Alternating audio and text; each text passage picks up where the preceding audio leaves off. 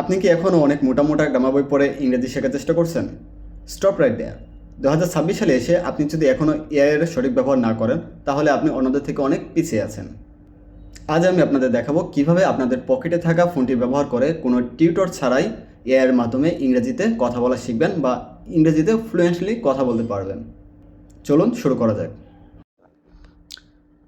আচ্ছা, প্রথমে আমরা চ্যাটজিপিটিতে আসবো, দেন তারপর আমাদের প্রম্পটটা দিয়ে দেবো। প্রম্পটে আমি কী লিখেছি, আমি ইংরেজিতে একদম নতুন, আমি প্রতিদিন সাধারণ কথোপকথন প্র্যাকটিস করতে চাই। আমি যখন ইংরেজিতে কোনো বাক্য লিখব, তখন তুমি আমার ভুলগুলো ঠিক করে দেবে, সঠিক ভার্সন দেখাবে, আরও প্রাকৃতিক ও পলিশড ভার্সন দেবে, সহজ ভাষায় আমার ভুল বুঝিয়ে দেবে। একই রকম আরও 2টা উদাহরণ দেবে। কথোপকথন চালিয়ে যাওয়ার জন্য আমাকে একটি প্রশ্ন করবে, সহজ ইংরেজি ব্যবহার করবে, কারণ আমি বেসিক থেকে শিখছি। এটা আমার প্রম্পট। আমি এটা চ্যাটজিপিটিকে দিয়ে দিলাম। তারপর সে আমাকে একটা রিপ্লাই দিল, খুব ভালো সিদ্ধান্ত রাকিবুল, তুমি যেভাবে নিয়মকে প্র্যাকটিস করতে চাও এটা সত্যি প্রফেশনাল মানসিকতা। ঠিক আছে, তো ও দিয়ে দিল। ঠিক আছে, দেখ তারপর ও আমাকে বলছে চলো শুরু করি, তুমি একটি সহজ বাক্য লিখো। উদাহরণ, I am going to market, I like learn English today, I very happy. ঠিক আছে, তো ও লিখছে কি I am going to market, এটা আমি একটু ভুল করে বলবো। ঠিক আছে, তো আমি এখান থেকে ভয়েসে চলে যাই। I am going to market. ভালো, আমি এটা ঠিক করে দিচ্ছি। তোমার ভুল নেই, বাক্যটি সঠিক। সঠিক version I am going to the market. আর একটু পলিশড ভার্সন হতে পারে I am heading to the market. এটা একটু বেশি স্বাভাবিক শোনায়। ভুল সহজভাবে তুমি অ্যাম গোয়িং ঠিক ব্যবহার করেছো, শুধু দা যোগ করতে হয় কারণ আমরা কোনো নির্দিষ্ট জায়গার কথা বলছি। আরো উদাহরণ, I am going to the park, I am going to school. এখন বলো তুমি আজ কোথায় যেতে চাচ্ছ?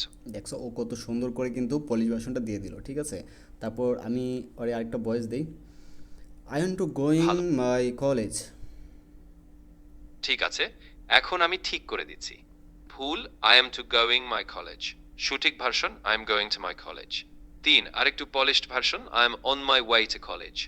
ভুল সহজভাবে তুমি গোয়িং ঠিক ব্যবহার করেছো, শুধু টু মাই কলেজে জুড়ে দিও কারণ তুমি কোনো জায়গায় যাচ্ছ। আরো উদাহরণ, I am going to the library, I am going to a friends house. এখন বলো তুমি কলেজে কি বিষয় নিয়ে পড়ো, অথবা তুমি কোন ক্লাসে যাচ্ছ? I am going to my college to study biology. দারুণ, এখন আমি ঠিক করে দিচ্ছি। ভুল নেই, তবে শুরু বাক্যে একটু সংযোগ দরকার। সঠিক version I am going to my college to study biology. আরো polished version I am going to college to study biology. ভুল সহজভাবে তুমি ঠিক টু স্টাডি বায়োলজি যুক্ত করেছ, তবে মাই যোগ না করলেও ঠিক ছিল কারণ আমরা সাধারণত কলেজ বললে সেটাই বোঝায়। আরো উদাহরণ, I am going to the library to read books, I am going to the gym to exercise. এখন বলো তুমি প্রতিদিন কতক্ষণ সময় পড়াশোনা করো? ঠিক আছে, তোমরা কিন্তু দেখতে পারছো ও কিন্তু কত সুন্দর করে আমাদের ভুলগুলো ধরিয়ে দিচ্ছে এবং আরও উদাহরণগুলো দিয়ে দিচ্ছে। এইভাবে কিন্তু আমরা খুব সহজেই চ্যাটজিপিটি দিয়ে আমরা প্রতিদিন ইংলিশ শিখতে পারবো।